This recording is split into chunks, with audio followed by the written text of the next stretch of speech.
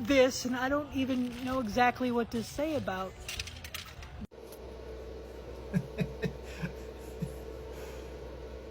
Wow. That right there is some shit that you would see in like a movie about a serial killer. Like where the cops go investigating or whatever and they find this dude's room or his lair or his basement or whatever kind of crazy shit, or if the movie pans over to him and you see him doing this crap to like some dolls, like his horrific custom, like that is screwed up. That is super screwed up. But you know what? You know what's more screwed up? Is the disconnect that people have to action figures and toy collecting in general. I get that at some point you grow up. And for some people, that means tossing away the things that made you a kid. You get rid of those things and you never look back on them.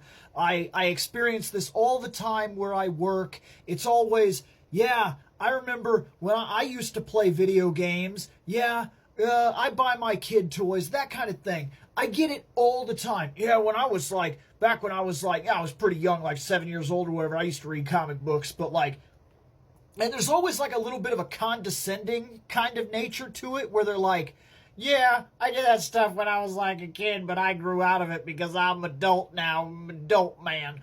Like, okay, all right, you grew up, and in order to justify the fact that you were mature now and you had your life together, you had to give up all the things that made you a kid. And that's great. Not all of us had to do that. I pay my bills and I work more than a full-time job, and I get decent money for that job, and I've learned skills beyond what hundreds of thousands of other people working at my area can do. Video editing, photography, lighting, things of that nature that I actually know and understand and have worked professionally in the field. Look, I know people that can't do that stuff, but then would berate me for having Pokemon. I mean, but it is that attitude in general that causes this disconnect where people don't realize that what that was, somebody at Goodwill took that, processed it, put a price on it, and said, oh, they're just action figures, whatever, action figures, and they put it on the shelf.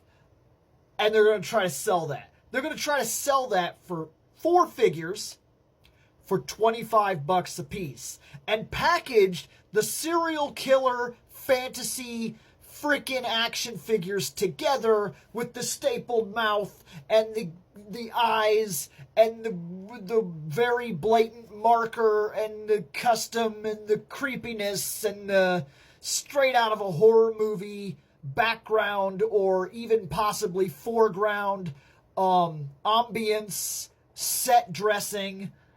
You're not kidding. When he says nightmare fuel, he ain't kidding. That's exactly what that shit is. And rather than throw that shit in the garbage, somebody, not realizing that that's some crazy stuff, put it on the shelf and approved it for sale. Because to them, that's just an action figure. Action figures are different than when they grew up. And man, things really sure have gotten crazy. Look at the crazy shit that kids play with now. No wonder the world is screwed up. No. That shit that you just decided to put on the shelf is screwed up. And you decided to sell it. No way. And whomsoever buys those figures, background check. I'm just gonna stop saying it, man. That is wild. That is wild. Yeah. No way.